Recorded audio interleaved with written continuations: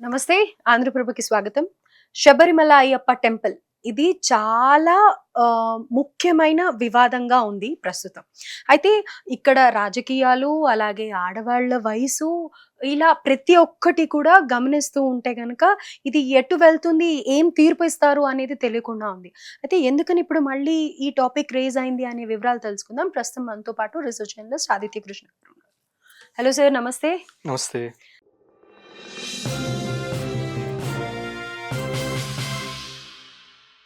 Sir, so ఇది Sabarimala temple గురించి 2018లో already supreme court ఒక తీర్పు ఇచ్చేసింది. కానీ మళ్ళీ ఇప్పుడు ఏంటి? ఎందుకని రేజ్ అయింది ఈ టాపిక్?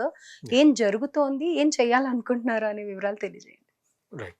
సో యాక్చువల్‌గా మన శబరిమల అది చాలా మంది 2018 నుంచి వాళ్ళకి తెలుసు, కానీ యాక్చువల్‌గా 1991 నుంచే దీనికి పునాదులు వచ్చాయి. 1991 ముందర శబరిమల మీద లీగల్‌గా ఏమి అంత చేటు డిస్కోర్స్ అని నడవల. సోషల్ కస్టమ్స్ గానీ ఉన్నాయి. సోషల్ గానీ జరిగేది జరిగింది. 1991 ఫస్ట్ టైం ఒకతను ఏం గమనించారంటే కేరళలో కొంతమంది నాట్ ఎక్కువ మంది కాదు, కొంతమంది లేడీస్ ఏం చేశారంటే వాళ్ళు ట్రెక్కింగ్ లాగా భావించుకుంటూ అట్లా వెళ్ళేవాళ్ళు. అట్లాంటి వాళ్ళు వెళ్తుండేవాళ్ళు. జనరల్‌గా నమ్మకం ఉండేవాళ్ళు వెళ్ళేవాళ్ళు కాదు, కానీ but in terms of Kerala గురించి తెలిసింది అక్కడ చాలా మటుకు స్ట్రాంగ్ కమ్యూనిస్ట్ ఇన్ఫ్లుయెన్స్ ఇవన్నీ కూడా స్ట్రాంగ్గా ఉంటాయి. సో అట్లా ఎక్కువ నమ్మకం లేని వాళ్ళు కూడా జస్ట్ సరదాగా ట్రెక్కింగ్ లాగా వెళ్దాం కదా, అండ్ వసతులన్నీ ఉంటాయి కాబట్టి అక్కడ ట్రెక్కింగ్ చేసుకుంటూ వెళ్ళేవాళ్ళు. సో దానివల్ల ఒక అతను 1991లో కేరళ హైకోర్టుకి వెళ్ళి ఆయన ఏమన్నారంటే దట్ ఇట్లా కొంతమంది ట్రెక్కింగ్ లాగా చేస్తున్నారు, అక్కడ సోషల్ కస్టమ్ ఏంటంటే మనకి ఇక్కడ ఆయన నైష్టిక బ్రహ్మచారి, దానివల్ల ఆయనకి మెన్స్ట్రుయేటింగ్ ఏజ్లో ఉన్న విమెన్ని అలౌ చేయకూడదు, దానివల్ల 10 to 50 years వరకు మీరు అలౌ చేయకుండా ఒక రెస్ట్రిక్షన్ పెట్టండి అన్నారు. అప్పుడు కేరళ హైకోర్టు ఏం చెప్పింది, కరెక్టే, ఇది కస్టమరీ ప్రాక్టీస్ ఇది, సో దీన్ని మనం సెంటిమెంట్స్ హర్ట్ చేయకూడదు కాబట్టి 10 to 50 years వరకు రెస్ట్రిక్షన్ పెడదాం ఇక్కడ, so ban on entry for ఈ స్పెసిఫిక్ ఏజ్ గ్రూప్ అంతే. అక్కడితో క్లోజ్ అయ్యి అట్లాగే ఫాలో అవుతున్నారు. ఎక్కువ మార్పు ఏం లేదు, ఎందుకంటే అప్పట్లో యాడ్ హాక్ ఎవరో ఒకళ్ళిద్దరు వెళ్ళడమే.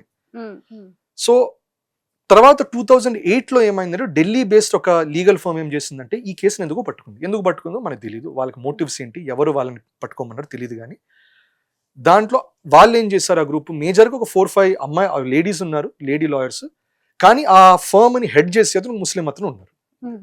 సో వాళ్ళు ఏం చేశారు, ఈ కేసు పట్టుకొని మళ్ళీ ఏం చెప్పారంటే ఇట్లా విమెన్ ని బ్యాన్ చేయటం వల్ల ఇది మాకు ఆర్టికల్ 14, 15 వైలేట్ అవుతుంది. ఆర్టికల్ 14 ఏమంటుంది, ఈక్వాలిటీ ఫర్ ఆల్. ఇక్కడ మీరు ఈక్వాలిటీ చూపించట్లేదు కదా, విమెన్ ని మీరు డిస్క్రిమినేట్ చేస్తున్నారు. ఆర్టికల్ 15 డిస్క్రిమినేషన్ ఏం బేసిస్ మీద ఉండకూడదు, ఇక్కడ జెండర్ బేస్డ్ డిస్క్రిమినేషన్ చేస్తున్నారు. సో ఆ కేరళ హైకోర్టు ఆర్డర్ వల్ల ఎసెన్షియల్లీ మాకు ఏమైందంటే ఇక్కడ కాన్స్టిట్యూషనల్ గా మీరు ఫండమెంటల్ రైట్స్ ని మీరు అంటే బేసిక్ రైట్స్ ఏమున్నా ఒపోజ్ చేస్తున్నారు, దానివల్ల రివ్యూ చేసి మీరు తీసేయాలి ban, women should be allowed అని చెప్పి పెట్టారు. అది ఆల్మోస్ట్ 10 years అయింది. 2018 కల్లా దాదాపు ఒక ఇనీషియల్గా ఒక 3 bench జడ్జి లాంటి 3 bench లాగా ఉన్నారు జడ్జెస్, తర్వాత 5 bench జడ్జి లాగా తయారైంది. వాళ్ళు చివరికి ఏమన్నారు, అవును కరెక్టే, this is a customary practice 1991లో అన్నారు, ఇది కస్టమ్ అన్నారు, కానీ ఇది ఎసెన్షియల్ ప్రాక్టీస్ కాదు, ఇది వాళ్ళు అలవాటు చేస్తున్నారు, ఇది ఎసెన్షియల్ కాదు, దానివల్ల ఇది బ్యాన్ అనేది తీసేయాలి, విమెన్ ని అక్కడ అలౌ చేయాలి అని చెప్పి 5 bench ప్యానెల్లో 5 judges బెంచ్లో నలుగురు దానికి ఫేవర్ లో పెట్టారు, ఒకళ్ళు ఒపోజ్ చేశారు. నలుగురు ఏమన్నారంటే ఇది మనం అలౌ చేయాలి, విమెన్ అక్కడ అలౌ చేయండి అన్నట్టు ఒక మాట అన్నారు. ఒకళ్ళు మాత్రం అప్పట్లోనే అన్నారు అవసరమా అక్కడ వాళ్ళకున్న కస్టమ్స్ ని ప్రాక్టీసెస్ ని ఎందుకు మనం వ్యతిరేకించాలి, so let them do it. కానీ సరే, ఇట్స్ మెజారిటీ 4 కాబట్టి అది ఎనాక్ట్ అయింది 2018లో. ఎనాక్ట్ అయిన మరుక్షణం కేరళలో మనకి అప్పట్లో విన్నాం, చాలా మంది అప్పట్లో ఆ ఇయర్ 2018-19 మధ్యలో దాదాపుగా రకరకాల యాక్టివిస్టులు 7,500 మంది విమెన్ యాక్టివిస్టులు మేము శబరిమలకి వెళ్ళాలి అని ఆన్లైన్ అప్లికేషన్స్ పెట్టారు. ఎంత మటుకు వాళ్ళు నమ్మకంతో వెళ్ళాలనుకున్నారు, ఎంతమంది యాక్టివిజం, కొంతమంది చేస్తుంటారు. ఏమన్నా యాక్టివిజం ఉంటే ఇప్పుడు మనం చూస్తుంటాం, జంతర్ మంతర్ ఢిల్లీలో కూడా ఏమన్నా ఉంటే ప్రొటెస్ట్ చేస్తున్నారు 100 మంది. ఎందుకు చేస్తున్నారు వాళ్ళకి అసలు ఎందుకు చేస్తున్నారో వాళ్ళు తెలియదు, మాకు తెలియదు ఏదో అన్నారు, డౌన్ ఏదో అనేస్తారు వాళ్ళు. ఏది నిజమో తెలియదు, కానీ మనకి అప్పుడు ప్రామినెంట్ నేమ్ రెహానా ఫాతిమా అని ఒక ముస్లిం ఆమె యాక్టివిస్ట్. ఆమెను ఇక్కడ జర్నలిస్ట్ కంటే యాక్టివిస్ట్ అంటే బెటర్, ఎందుకంటే ఆమె జర్నలిస్ట్ యాక్చువల్గా తెలంగాణ నుంచి ఒక జర్నలిస్ట్ వెళ్ళారు అప్పుడు, రైట్. సో ఇక్కడ నుంచి ఒక తెలుగు ఆమె వెళ్ళారు, అట్లాగే అక్కడ రెహానా ఫాతిమా యాక్టివిజం అని అనాలి, ఎందుకంటే ఆమె చేసే వర్క్స్ అన్ని కొంచెం యాక్టివిస్టిక్ వర్క్స్ గానే ఉంటాయి. సో ఆమె బలవంతంగా మొత్తం పోలీస్ కార్డన్ వేసుకొని కూడా వెళ్ళింది, అక్కడ వెళ్ళి అప్పుడు వ్యతిరేకించారు. 100 meters అవే ఫ్రమ్ ద డేటీ ఆపేశారు ఆమె. ఇది జరిగిన తర్వాత 2019 రికార్డ్స్ ప్రకారం దాదాపుగా పోలీస్ ప్రొటెక్షన్లో 51 మంది 51 లేడీస్ వాళ్ళు మొత్తానికి శబరిమల దాకా చేరుకున్నారు. దాని తర్వాత డేటా పబ్లిష్ చేయడం ఆపేశారు, right. So 2019 we know 51 women have entered the గర్భగృహ.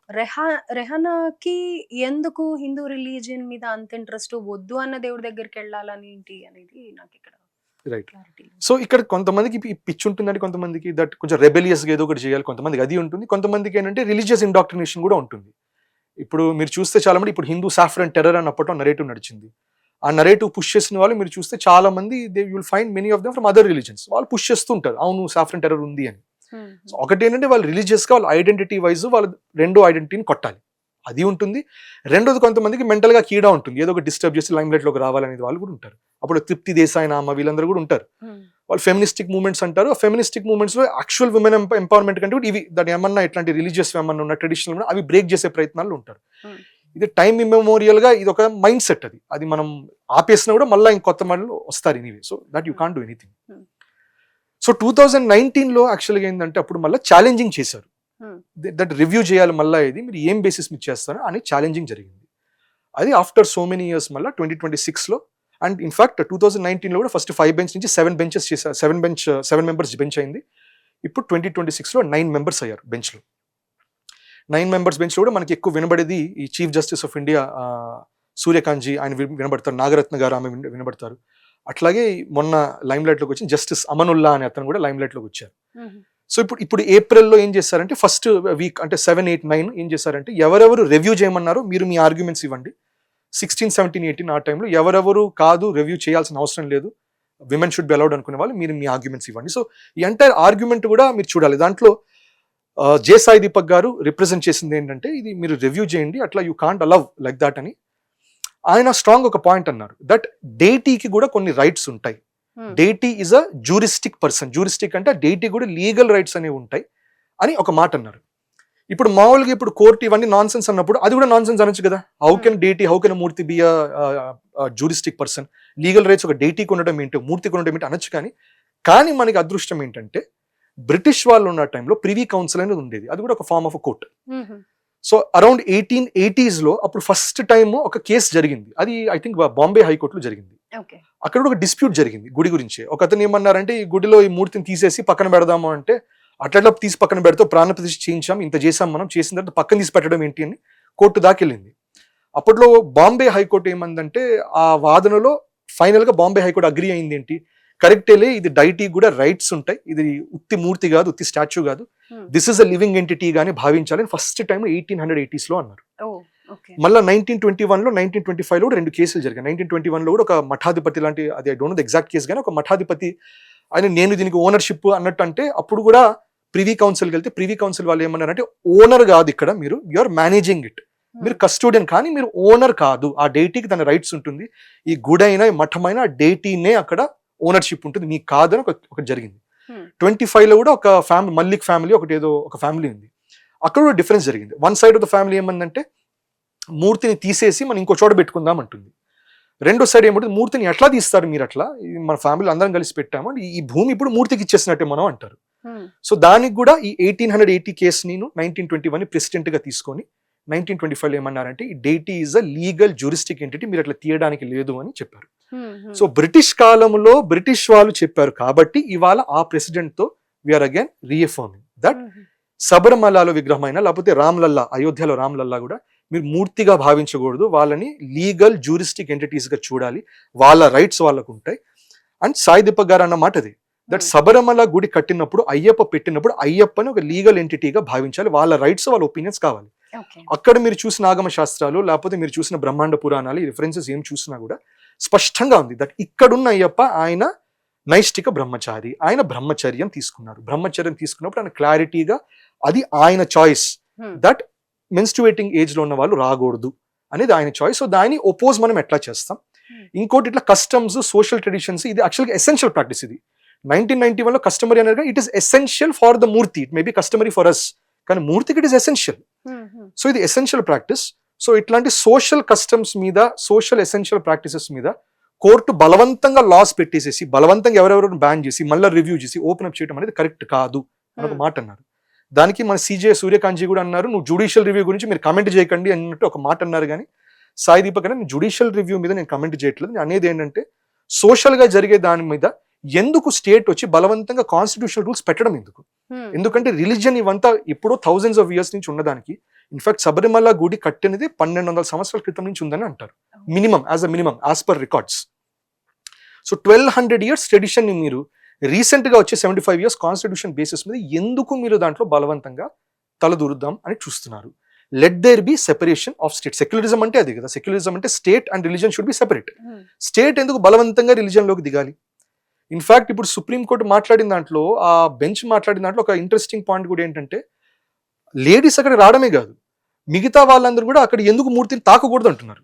తాకేది కూడా కొంతమంది ఎందుకు దాకాలి, అందరూ ఎందుకు దాకకూడదు అంటున్నారు. సో దీని వాళ్ళు ఏమంటున్నారు, ఇది ఒక డిస్క్రిమినేషన్, ఇది ఆర్టికల్ 15 వైలేషన్ ఇది అన్నారు. దాన్ని కూడా సాయి దీపక్ ఏమన్నారంటే, ఇది డిస్క్రిమినేషన్. ఆర్టికల్ 15 మీరు దయచేసి మీరు సరిగ్గా ఇంటర్ప్రిట్ చేయండి. దాంట్లో article 15 is discrimination based on cost, it is discrimination based on gender. Sabarimala, nobody is discriminating based on gender.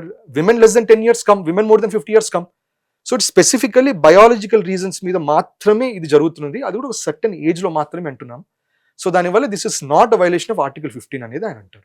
ప్రతిదానికి సైన్స్ ప్రూఫ్ ఏంటి అని అంటూ ఉంటారు కదా, మరి ఇది సైంటిఫిక్ గా చూసినా కానీ అక్కడ ల్యాండ్ కానీ అక్కడ ఉండే చెట్లు కానీ ఆడవాళ్ళకి ఆ ఏజ్ గ్రూప్ ఏదైతే మెన్షన్ చేశారో అది సూట్ కాదు అని అనేసి అని అంటూ ఉంటారు కదా, కాబట్టి రావద్దు అన్నప్పుడు. అండ్ ఇక్కడ స్పెషల్ ఇంట్రెస్ట్ కూడా ఏ రిలీజియన్ వాళ్ళు కోరుకుంటున్నారు అనేది కూడా చూడాలి కదా. హిందువులుగా ఎవరైనా ఉన్నారా, ఇలా మేము వెళ్ళాలి అని అనుకుంటున్నాము, శబరిమల టెంపుల్ చూడాలి అనుకుంటున్నాం అని ఎవరైనా ఉన్నారా? సో ఇది యాక్చువల్గా ఇది కూడా సాయి దీపక్ గారు ఒక మాట అన్న విషయం ఇది, దట్ ఈ ఫెయిత్ లేని వాళ్ళు వచ్చి ప్రశ్నించడం ఏంటి? ఎందుకంటే ఇప్పుడు వాళ్ళని ఎట్లా కన్సిడర్ చేస్తారు, రైట్? సో ఇప్పుడు కోర్టు కన్సిడర్ చేస్తుంది, ఎందుకంటే కోర్టు ఈక్వాలిటీ కదా, కోర్టు అందరిని ఈక్వల్ గా భావించాలి. Constitution that is what it is. So Sai Deepak గారు అనేది ఏంటంటే, మీరు ఈక్వాలిటీ అని భావించి మీరు నమ్మకం లేని వాళ్ళ బేసిస్ మీద ఎట్లా పిటిషన్ తీసుకుంటారు? ఇంకోటి ఆయన ఏమంటారు, 14-15 అనేది యాక్చువల్గా వైలేట్ అవ్వట్లా. రెండోది ఆర్టికల్ 25 ఆఫ్ కాన్స్టిట్యూషన్ ఏమంటుందంటే, అందరికీ వాళ్ళ రిలీజియస్ ప్రాక్టీసెస్ వాళ్ళ నమ్మకాలని ప్రొఫెస్ చేసి పాటించే వాళ్ళకి ఎబిలిటీ ఉంటుంది. అలాగే ఆర్టికల్ 26 ఏమంటుందంటే, దట్ గ్రూప్ ఆఫ్ ఇండివిజువల్స్, ఒక రిలీజియస్ డినామినేషన్ ఏంటంటే కొంతమంది ఉంటారు, అది వాళ్ళ పద్ధతి, మనం భావించకపోవచ్చు కానీ అది వాళ్ళ స్పెసిఫిక్ పద్ధతి. ఇప్పుడు ఎట్లా అంటే దవే కమ్యూనిటీ అని ఉంటుంది గుజరాత్లోను, రాజస్థాన్లోను. ఐ థింక్ దవే కమ్యూనిటీ వాళ్ళు రావణాసుని పూజిస్తారు. మనం ఎవరు వాళ్ళని వెళ్ళి ప్రశ్నించడానికి, రావణాసుని పూజించకూడదు, ఇక్కడ ఎరగొట్టండి ఎట్లా అంటాం మనం? అట్లా that is not right. It is their religious denomination, వాళ్ళు పాటిస్తారు, let them do it, right? So ఆ రిలీజియస్ డినామినేషన్ ఉన్నప్పుడు, ఇప్పుడు ఇక్కడ అయ్యప్పది కూడా, అయ్యప్ప మాల కూడా రిలీజియస్ డినామినేషన్ లాంటిది.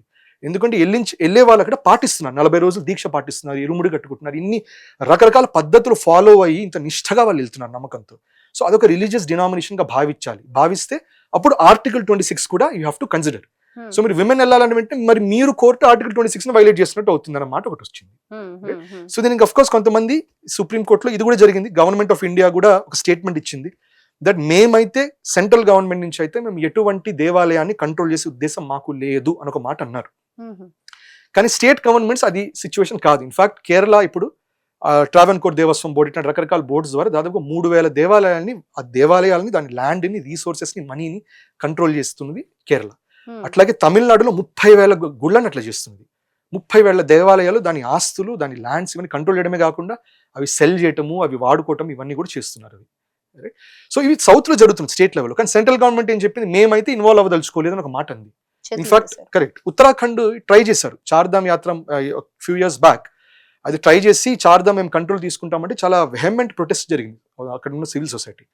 దాని తర్వాత they took it back. In fact CM కూడా చేంజ్ చేశారు. తర్వాత పుష్కర్ సింగ్ ధామీజీ వచ్చారు, ఎందుకంటే that was a very unpopular thing. So essential ఇక్కడ ఏంటంటే సివిల్ సొసైటీ అనేది మొబిలైజ్ అయ్యి, ప్రజలు మొబిలైజ్ అయ్యి చేయాలి. ఎందుకంటే కాన్స్టిట్యూషనల్ గా ఆగమ శాస్త్రకి ఎటువంటి రికగ్నిషన్ లేదు, వేదాలకి ఎటువంటి రికగ్నిషన్ లేదు. So it is civil societies duty to bring it, to enforce it, that ఇది మా రైట్స్ ఇది అని చెప్పి అది ప్రెజెంట్ చేయగలగాలి. అది చేస్తే then the court will hear. అట్లాగే అయోధ్య ఇవన్నీ జరిగినా కూడా that is because court hears, because public sentiment అది. శబరిమలలో ఏంటంటే చాలా మటుకు అది లోకల్ కేరళ విషయం అన్నట్టు అనుకోకూడదు, అది అదొక పాన్ ఇండియా విషయం, అది అందరికి సంబంధించింది.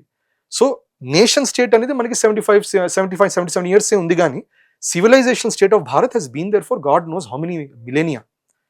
సో ఇది ఒకటి మనం కన్సిడర్ చేయాలి. ఇదంతా కేసు చూసుకున్నట్టయితే ఓవరాల్ గా హిందువులు మేల్కోవాలి, వాళ్ళకి కావాల్సినవి వాళ్ళు దక్కాలి అని అంటే కనుక వాయిస్ రేస్ చేయాలి, రైట్? ఇప్పుడు ఒక ముస్లిం వచ్చి నేను దేవుణ్ణి చూడాలి, ముట్టుకోవాలి, 100 మంది సెక్యూరిటీని పెట్టి ఇదంతా ఎందుకు గవర్నమెంట్ కూడా ఎంటర్టైన్ చేస్తుందో అర్థం కావట్లేదు. కరెక్ట్. ఇన్ఫాక్ట్ అంతెందుకు ఇది కూడా క్వశ్చన్ వచ్చింది, that why aren't women being allowed in masjids అని క్వశ్చన్. ఇది సుప్రీం కోర్టులో వచ్చింది. అప్పుడు దాంట్లో ఆల్ ఇండియా ముస్లిం ఈ పర్సనల్ లా బోర్డు వాళ్ళు ఒక మాట అన్నారు, దట్ ఎక్కడ విమెన్ మేము రెస్ట్రిక్ట్ చేయడం, వాళ్ళు ఫ్రంట్ ఎంట్రన్స్ వాడడానికి లేదు, వాళ్ళు కావాలంటే బ్యాక్ ఎంట్రన్స్ నుంచి రావచ్చు, కానీ మేజర్ గా కానీ ఆడవాళ్ళు వెళ్ళరు కదా ఎక్కడ వాళ్ళు Correct. మసీదులోకి ఇళ్ళలో చేసుకుంటారు. వెళ్ళరు కదా. కానీ ఈ మాట దీనికి డిఫెన్స్ ఎవరు ఇచ్చారు? Hmm.